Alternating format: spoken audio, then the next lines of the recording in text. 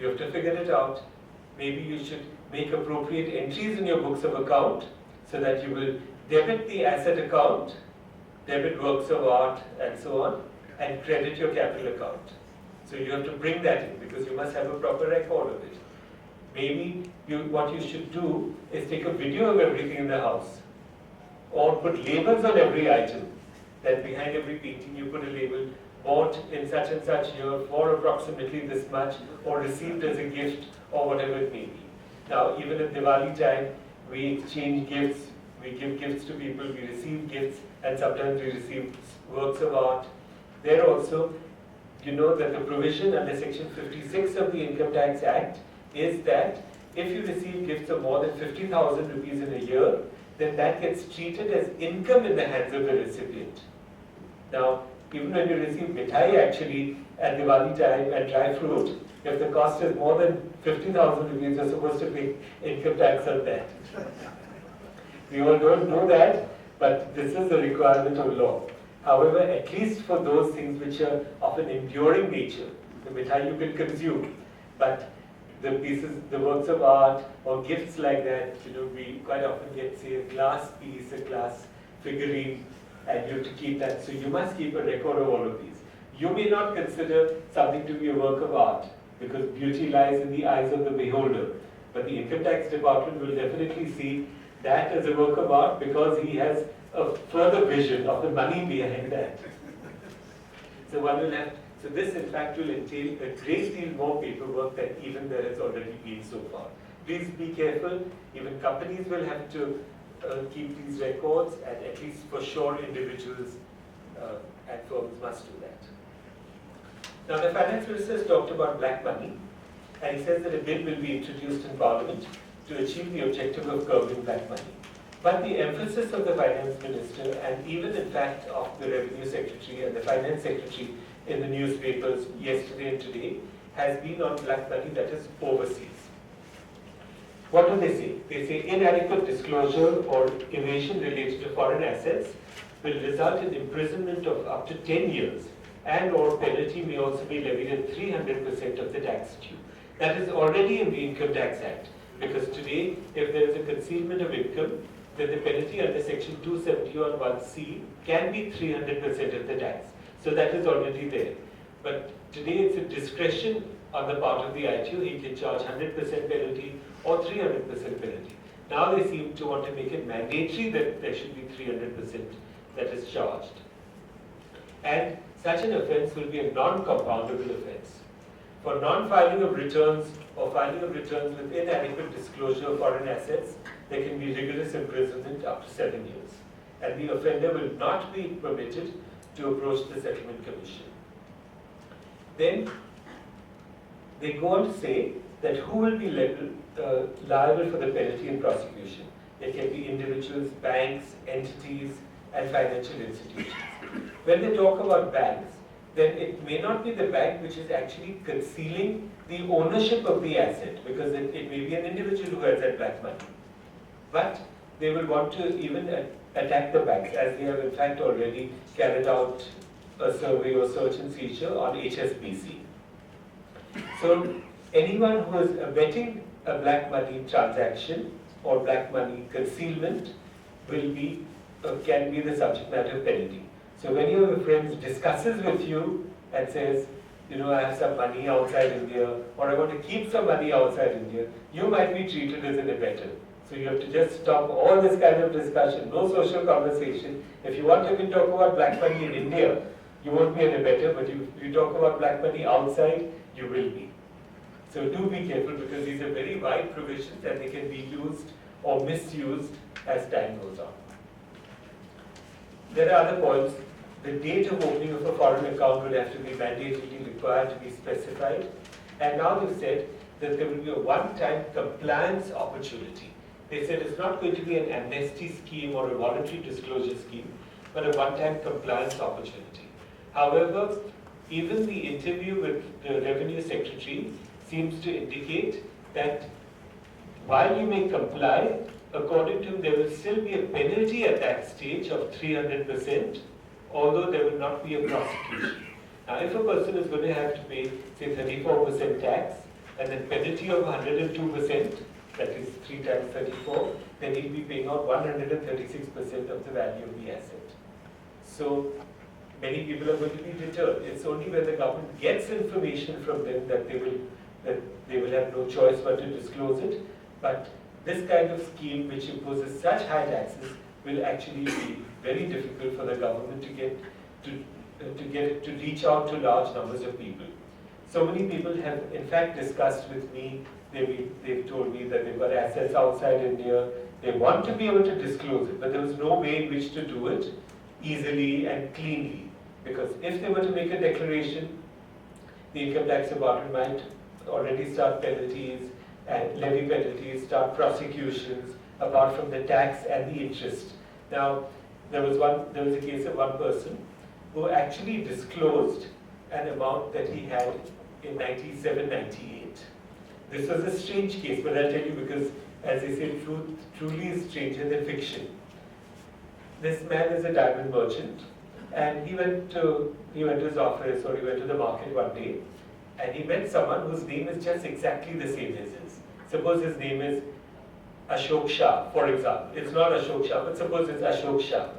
He met another person also called Ashok Shah. First name same, surname also same.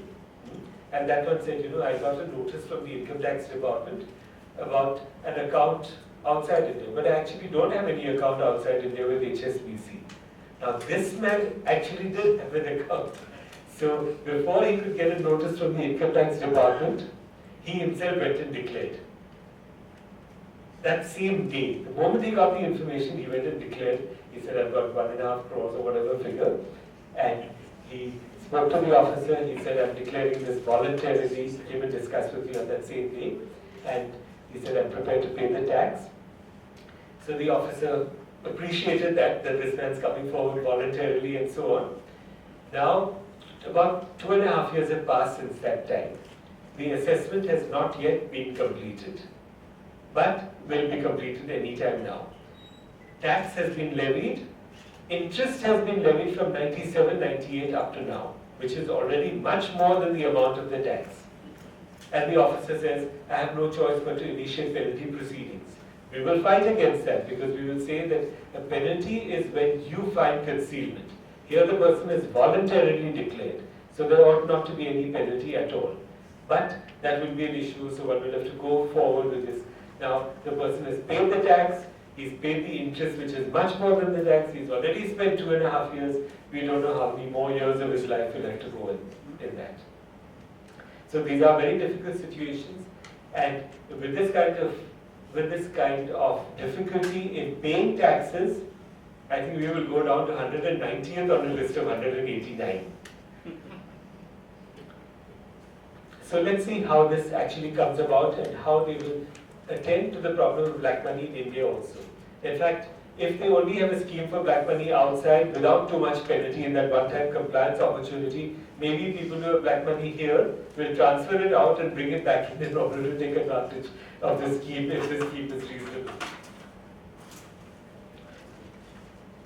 Post-budget, as I said, the Revenue Secretary, Mr. Shakti Kanta Das, has said there will be a one-time compliance opportunity. This will not affect students and professionals who need to keep an account open for a short period of time. But he said penalties and other charges will be payable, but no prosecution in this compliance period. We'll have to see how heavy that is. Then other steps such as hotel payments over 5,000 rupees by credit or debit cards. Now this is something which may affect all of you, because now when people come for a drink or go to a nightclub, I'm sure there must be a lot of cash payments. Or even when people are coming from out of town, it may be that a person doesn't have a credit card. So does that mean that you will turn him away and say you're not allowed to stay a night in the hotel because you don't have a credit card? So that would be very unfair. And besides, if there is any such provision, it should apply across the board. Why should just the hotel industry be singled out for this? Then they should say that no payment of more than 5,000 rupees should be allowed in cash. What about purchases of jewelry? That quite often that is done in cash. In fact, if you go to Zaveri Bazaar, there on the streets you will see people selling diamonds and buying diamonds and paying cash on the streets. One sees that happening. But This would be patently unfair. Yes, we all believe that black money should be eliminated, but it has to be done properly and in a systematic manner, not just with these knee-jerk reactions. And at absurd levels, 5,000 rupees is like $80, which means that even if you have a foreign visitor who doesn't have a credit card, but who wants to pay in cash for one night, you'll have to tell him, sorry, you'll have to sleep on the street tonight because I cannot take your money.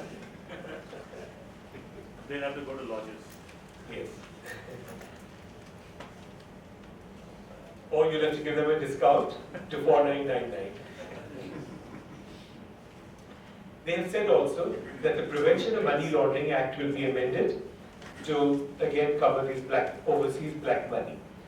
And in this they say there is already a Money Laundering Act, but now they say that if a person is found to have money outside and the Indian government does not have jurisdiction in an overseas country to be able to recover that money from there, then they will be able to attach his assets in India to the extent of the value equivalent to what he has outside and be able to attach that here. And that is also a provision that is there in FEMA. So they will have different alternatives under the PMLA Act and under FEMA.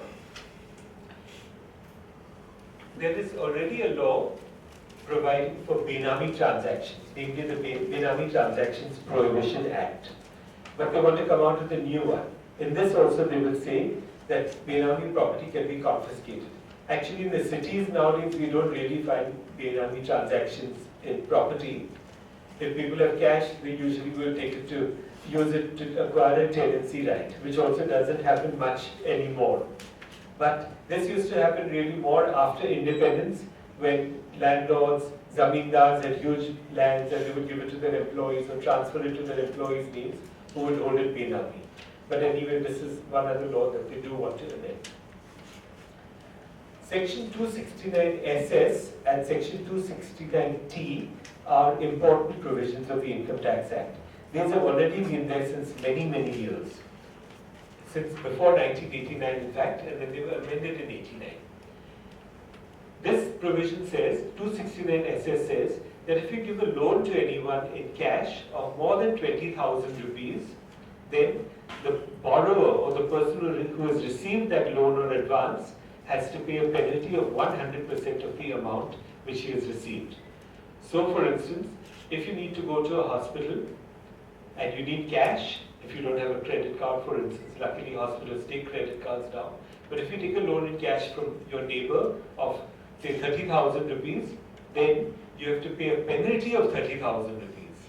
There is no exception in the law.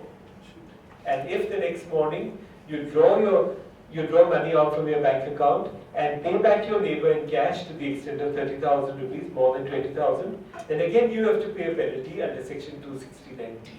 So that is already there. It's a very harsh, very serious provision, and there have been several cases where huge penalties have been levied of many crores of rupees. So this is something one has to be very careful of. Now they propose to amend it in relation to an advance for immovable property. So if you go to a seller of land, let's say you want to buy a farm, or you want to buy the flat next door, and you tell the person, okay, we've done the deal today, here's 50,000 rupees, I'm just giving it to you in cash, this is official, we will record it in the document. So if a transaction is going to be 1 crore, we will say 50,000 rupees paid in cash today, 99 lakhs 50 paid by check. But the moment you've given him 50,000 in cash, then the seller of the property, the one who's received the advance, will have to pay a penalty of 50,000 rupees. So this is the extent of Section 269 SS. But the strange thing is that if you don't give it as an advance, but if you give it as part of the price itself, as a one-shot deal, then there's no penalty. So if you tell him, okay, I'm buying your flat next door, here's a suitcase of 1 crore rupees, and now sign the sale deed, then there's no penalty on it. But in the 50,000 rupees there will be, because he got it as an advance and not as a completion of the transaction. So we do have to be very careful about these things. They have also said that the quoting of the PAN number is going to be mandatory for any purchase or sale exceeding 1 lakh. Now this doesn't relate only to real estate, any purchase or sale.